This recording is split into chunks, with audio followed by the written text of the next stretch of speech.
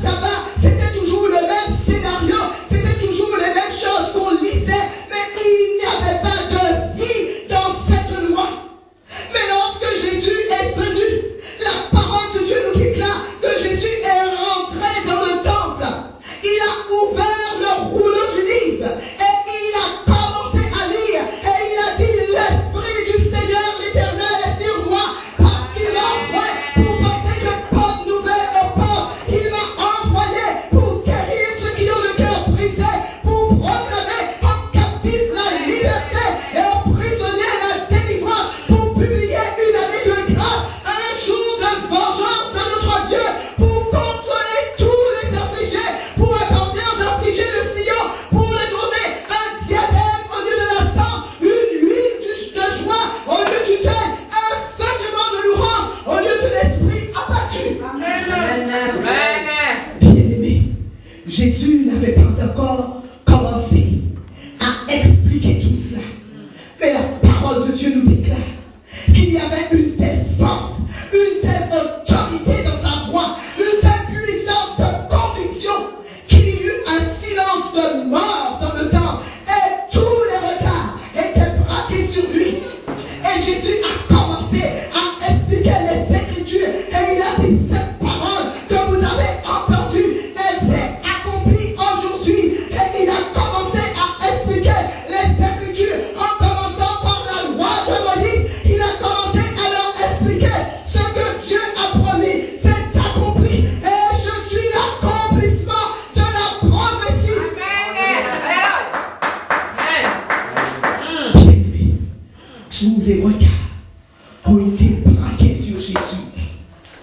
Et ils sont dit: celui-ci, il ne prêche pas comme les scribes et les pharisiens, mais il prêche comme ayant autorité. Ils ont dit: mais nous reconnaissons que les paroles qu'il prononce sont esprit et vie. Et ils ont dit: voilà ce dont nous avons besoin, la vie dans les paroles. Oh, voilà ce dont nous attendions depuis longtemps, des paroles qui nous communiquent la vie, des paroles qui rentrent dans nos profondeurs, des paroles qui apportent le réveil à notre âme, le réveil à notre esprit. Bien-aimé, partout où Jésus passait, sa renommée ne faisait que s'accroître. Et Jésus n'avait que peu de temps pour accomplir sa mission ici-bas. Et c'est pour cela qu'il ne pouvait se permettre de gaspiller le temps que Dieu lui avait accordé pour cette mission. Et Jésus ne se donnait pas de repos, mais il parcourait tout le territoire d'Israël pour annoncer le salut, pour annoncer la repentance, pour dire aux hommes que désormais le royaume des cieux vous est accessible, pour dire aux hommes: je suis la porte, je suis le chemin, je suis la vérité, je suis la vie. Partout où il passait, il annonçait la bonne nouvelle. Il annonçait les oracles de Dieu.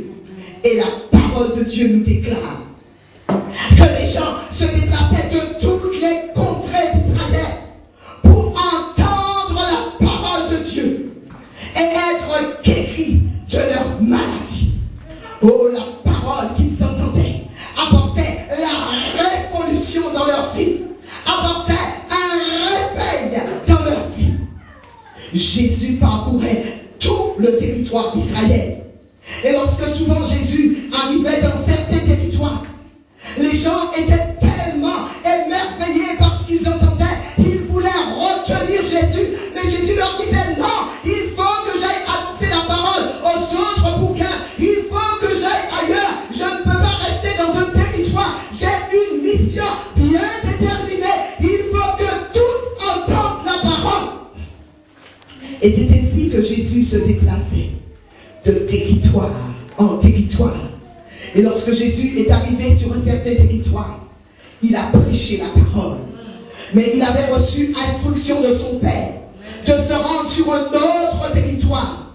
Mais la Bible nous dit que pour se rendre sur cet autre territoire, il fallait qu'il passe par la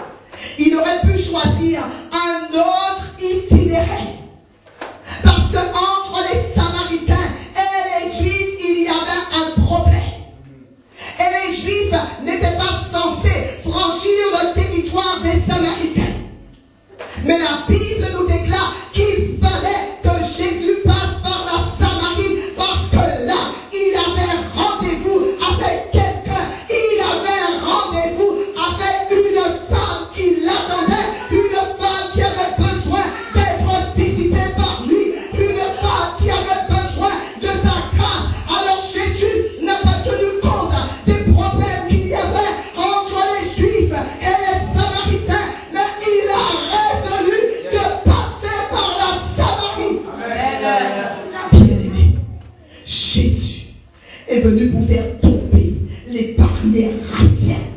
Il est venu pour faire tomber les tabous. Jésus ne rentre pas dans ces histoires de celui-là, ne fréquente pas celui-là. Non, il est venu pour rassembler tous les hommes.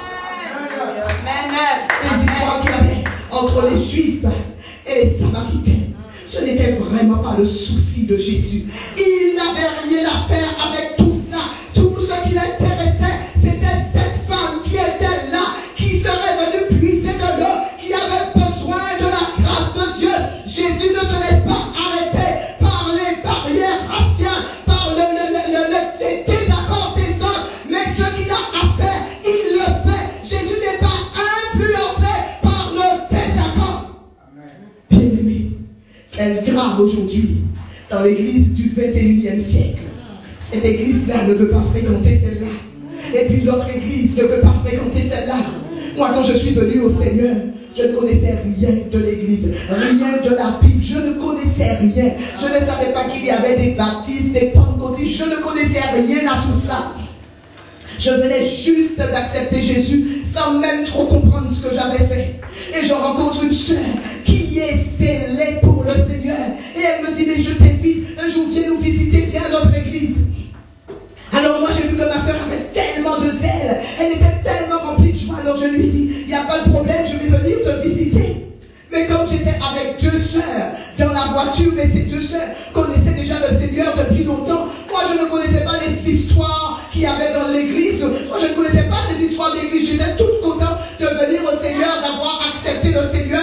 Je suis rentrée dans l'église, il y avait une louange, mon cœur était béni. Moi j'avais pas besoin d'être mêlée à toutes ces histoires. Alors la soeur me dit, écoute, il ne faut pas aller là parce que eux, ce sont des merci Seigneur. Et puis elle m'a dit, il y a aussi les baptistes, ils sont froids. Et puis il y a aussi les merci Seigneur et je ne sais pas trop quoi. Ceux-là, ils ne sont pas tout à fait convertis. Il ne faut pas aller là. Et puis il ne faut pas aller par là parce qu'ils sont un petit peu dérangés.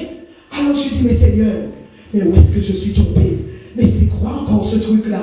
Mais qu'est-ce que ça veut dire? Bien-aimé, vous vous rendez compte? Alors, le chrétien qui